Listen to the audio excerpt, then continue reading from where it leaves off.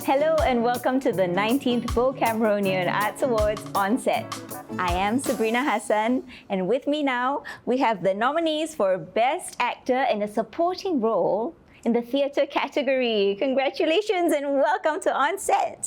Hi everyone. Right, so I have a question for everyone here to start with, right? So the statement is, acting for theatre is better than acting for TV and film, acting for screen. True or false? I don't think either one is better. I think I've done both, and both can be very annoying sometimes. Annoying like how? Like for film or TV, the waiting is something that I cannot deal with, and I don't know whether I can deal with it anymore. I used to, I don't think I can. The waiting is just excruciating. For me, dua ni ada barang-barang dia lah. Kan macam bila kita acting in stage, dia ada apa orang panggil inzal dia lain macam kan, dia punya fun dia lain. When we are at screen, dia punya fun dia pun lain kan for me kan. So but I do both too. Dua-dua pun tak boleh pilih lagi. But I guess a stage is more fun than TV. Yeah, for you? Yeah, for me. Yeah. But for you, Q, what do you think? I think there's no true or false. Both fun. But kalau if on stage, I think we can be more expressive. Not in TV also, but maybe because TV kita lebih dekat dengan penonton sebab kamera, right? On stage we have to be big. So I think if on stage kita punya kepuasan tu lebih daripada TV for me. Well, Q, you were the director for Postmortem, right? So how did you get Akmal to be attached to the project? The story, cerita dia, I want after I got the script, okay, I tengok karakter-karakter kat situ, and then yang for the Dharma karakter ni, dia memang unique karakter and dia memang ada mental illness like that, and then so I memang nak someone yang figure besar, and then handsome. Well, yes, of course. I nak yang figure besar. Okay, so and then my another cast dia suggest Akmal. Okay, so dia suggest Akmal and then kita cast dia. But in the process masa dia rambut dia panjang, but I told him to botak his hair. Then dia botak licin because I want to make the character look like apa yang I visualkan. I ada buat research on the character pasal pedophilia pula, necrophiles. Along with the what should I say, dia punya panggilan tu.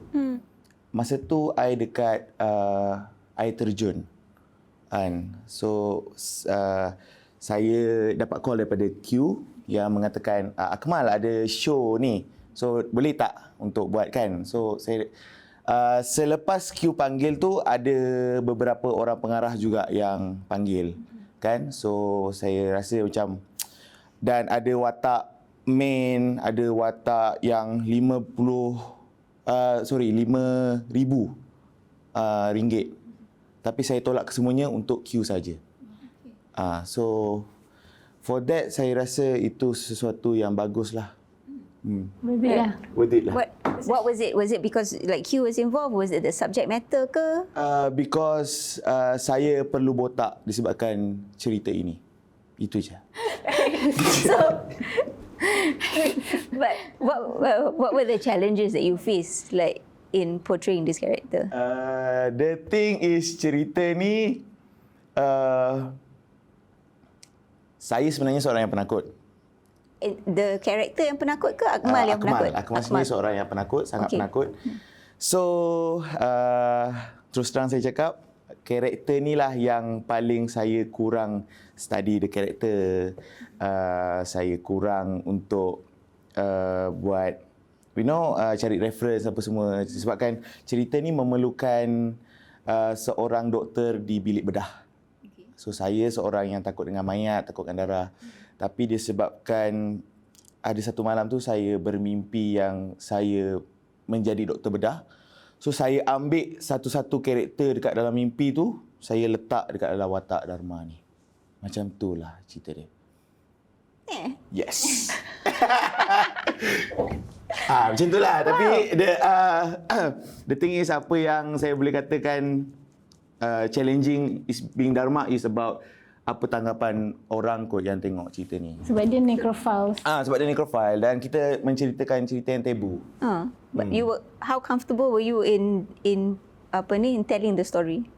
Takut. Seriously takut. Takut terikut the character, you know. Okay. So you had to form a separation ke? Yes. Okay. Saya macam berjagalah macam, okay, Akmal seorang yang fun, seorang yang happy-go-lucky, dia. Dharma yang pendiam, tak banyak cakap and so on apa semua.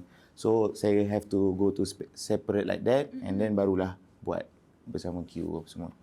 The process is very tough but sweet. That's sweet. But sweet. At the end. Yeah. Fault Lines talks about a multitude of things, right? How relevant do you think it is for audiences in Malaysia today? I think it is very relevant. It may not be specifically what is in the play, as in this particular race of people or whatever it is. But I think the whole idea of having to deal with a different group of people, a different race, for example, and having to perhaps accept that person into your family, I think it's something that as a multiracial society we face very often. I would like to think that things may have changed and eased much from like maybe 50 years ago, but I think, you know, in certain situations it might still be a difficult thing to accept. So I think it is quite relevant. Well, you were involved in the script readings before the actual staging, Yes, right? correct. Did you envision it to be the way it turned out? Yeah, I think I did, because we read it in 2 different sessions, and we had a lot of chats after the 2 sessions, and we shared experiences and things like that. So I expected it to be the way it appeared to be. I wasn't sure how it's going to be accepted, you know, by the general public, because, you know, theatre, shaky sometimes. You know, honestly, you really don't know what the formula is for good audiences or for high ticket buying. We try, we say, okay, we'll do. So I was very surprised with the response by the Malaysian audience. Yeah. How did your character evolve, do you think, from script reading right up to performance? It evolved, definitely. But, you know, it's a funny thing about I don't know, maybe it's only me. You go through the whole rehearsal and then you go through the staging and you think you've done everything, and it just needs for the show to close and me sitting down and thought, oh, I should have done this instead. You know? But yeah, you do your best. That's definitely a growth from because, you know, you have the input from the director and then you have input from your other actors, right? And they help build the character, because you cannot exist on your own. Obviously, you have to exist in relation to so many other people and the environment and even the costume. Yeah. You know. Yeah. Akmal ada tak rasa macam tu? Tak ada rasa macam tu. Pardon? Actually? As in, like, ada like, you know, after everything, the run ended, kan, did you think, oh, maybe I could have done this in this scene ke, atau ada penambahan that you would do, like anything that you would change or you would improve on? Okay, for me, selama saya menjadi aktor, benda tu yang saya paling takut untuk terjadi sebenarnya. Setiap kali saya berada di atas stage, saya takut yang aku tak bagi cukup ke ni apa semua. Tapi guru saya pernah pesan, nikmati ajalah. So which mean enjoy. But sometimes hiccup could be, but enjoy stage is more good. Yeah, I guess. Untuk you, Sabrina, Apa dia? do you think that your character in Fault Line could be more than what you stage. What the anything that I could have improved on, like, it's like so many things, right? But I think for me, the most overwhelming thing about Juwita was the response towards her. You know, there was so much support for this character, and I was just taken aback. Were you expecting it? No, not at all. No, right? Like the first night, where it's like when you said your line, you know, what did you say? Like if you want to leave him, You want to leave him? Right? I'll help you and all yes, that. right. Yeah. And then there was a big cheer, and I was like, what are they cheering about? Right? It's like, oh, they're cheering for Juwita, and that was just incredible. It's like, wow, you know, the character really resonated with the audience, and I was so appreciative of it. Like I didn't expect it. I was so happy for her. You know, for her that she had fans. It's like, wow. It's not like you didn't think about her situation with the husband. We went through all that, right? Yeah. But I think sometimes I think as an actor, sometimes you forget the audience because you're so involved in shaping this character, right? Yeah. So suddenly, on opening night, you do what you've been doing for like a month and a half, then suddenly the reaction is just something beyond your expectations. Yes, it's unexpected. And after that, we go to the backstage. Yes, lega. Astaga. Finish. Yes. Yeah. That's I mean, you started by asking the difference between stage and film, right? And this is one of it, is the instant gratification from the audience. Instant in one, I mean, you've gone through the rehearsal for a month and a half, but on that night when you're performing, it's instant gratification. If you do well, they'll respond to you. If you don't do well, they'll also respond to you. So that, to me, is the exciting thing, not like film, because film sometimes, you know, it'll be like a year before you see what you've done. The results of it. Yeah, betul. After premiere macam, lah macam ni ke aku berlakon, ya Allah. Macam tu. I know that feeling. Yeah. How do you respond to praise? You know, bila orang said like you did really well, how do you respond to that? Sometimes it could be danger more than a critics for me. Sebab when somebody have praise on me, I feel like I put a par for postmortem pun. For me, ramai gila yang puji yang macam, ya Akmal, ni lain daripada kau ni, ni lain daripada kau ni.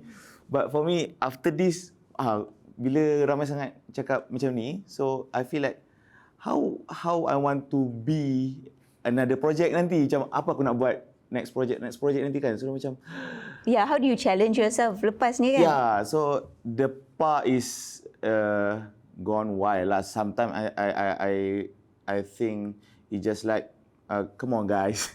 Biasa-biasa je lah macam tu.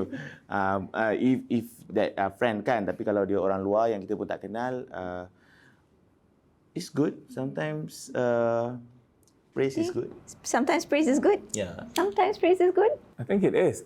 But I understand, like, for example, like, I find it difficult to accept praise over the years.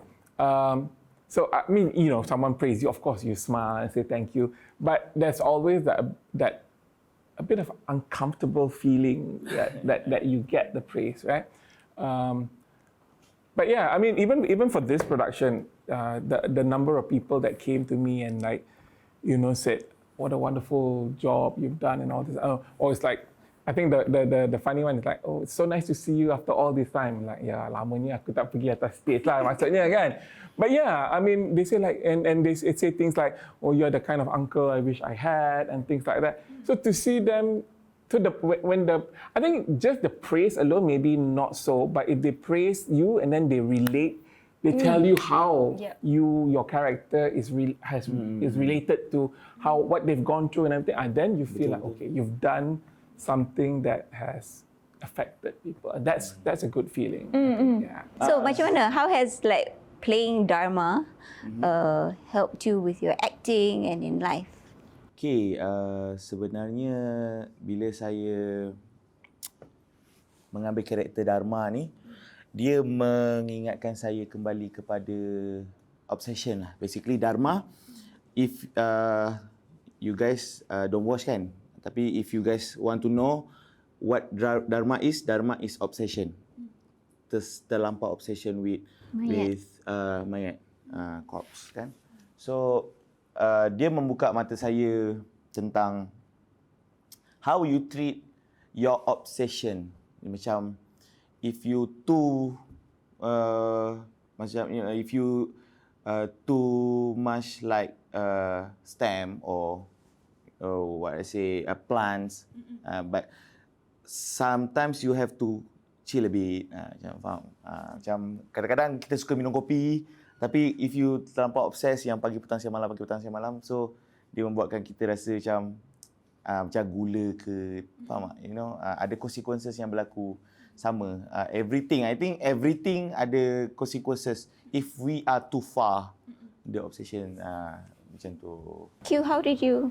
Related with the Dharma. Sorry. Salah. How did you guide him through it? Guide him through it, through the character.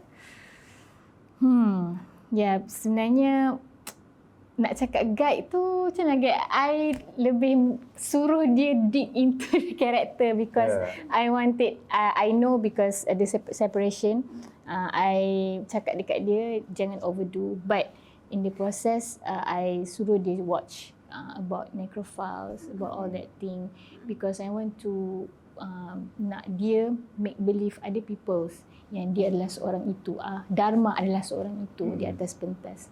So it make me, dia jadi lagi nampak lagi live.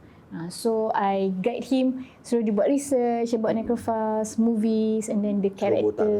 Botak. Mungkin boleh tunjuk botak tu macam ni? Nanti boleh insert. Yeah. Okay. Yeah. Reza, what for you was the most challenging thing about Ray? You know, the most challenging thing was trying to memorize a script. Of course. That was my...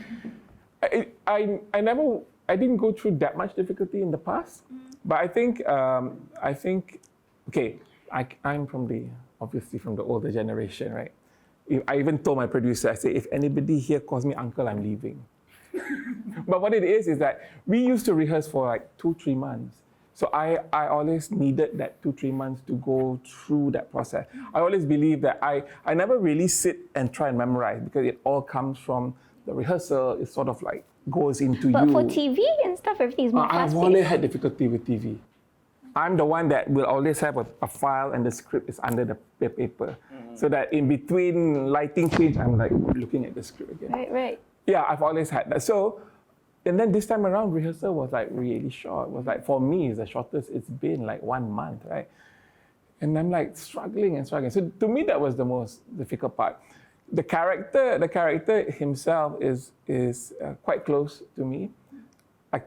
When I was looking through the question, I was saying to myself that there have been 2 plays that when I read the script, I'm like, do they know about me or what? Are they basing it on me or what? So this is one of them. It's almost like, what would I have been if I had not come back to Malaysia? Because I've had that opportunity when I was studying abroad. In fact, I had the opportunity twice. And I think both times, some people came to me and offered me jobs to stay on. I think the first one was like, I'll pay for your, I know you bought your ticket, but I'll pay for your ticket. I want you to stay here. I want you to do this. But you know, masa tu semangat nak balik Malaysia tu is very strong. You know, this is like 1991, kan? Everybody was like, and we've been drilled, like, you know, you study, but you come back, you must serve and everything. So Ray is like, what if I had not come back? What if I had not come back? Then I think I would have been Ray in some ways. Yeah, so that's what was interesting about this character. Yeah. Wow. Okay, I have a question for you too. Okay, so what's your opinion about theatre nowadays? Very okay. Opinion is like, for example, I'm very, very happy to see that there are more and more people who are educated in theatre. That I'm very happy. Because in the past, I can tell you that there were maybe like 2 people who actually did a degree in acting or anything like that, right? So now I see that a lot, and I really appreciate that. Now also there are many more people who are brave enough to do acting as a vocation. Because in the past, you need to have a job. Betul. You need to have a full-time job, and then you do this at night, you know. So memang dulu memang rehearsal sampai pukul 11, pukul 12. And then if you have a job, then you have to, come back. So itu antara perbezaan yang berlaku sekarang. So I don't know whether you guys, I'm sorry, I don't know whether you guys have full-time job. I don't know very many things about you guys, kan. So siapa yang ada show boleh kejar Reza untuk Reza tahu what's coming in. Yeah. So Sabrina, you have a job. I have a job. You have a Yes, full-time job. multiple jobs. Yes. So what do you think about theatre? Apa yang perlu ada untuk, ataupun apa yang kita perlu improve for theatre? Wow, that's a huge question, right? You sangat, you sangat. Yes. Yeah. I think conversations like this are very important. I think helping to better our industry standards are very important as well. Not only do we improve on our craft, but we improve as an industry as a whole. Elevating the industry, giving more value to our actors, to our workers, to our production crew. Everybody involved in it, so that people know that this is a clear career path. Like for many people now, it can be an option, right? Like for you, Akmal, so it is your option, right? Being in the industry is your option, right? And you have a family as well, so yeah, to make it sustainable, I think is very important. Yeah. But yeah, thank you all for joining me today. Congratulations again on your nominations, and thank you for watching. Thank you guys for watching. Yes. Bye-bye. This is Assalamualaikum.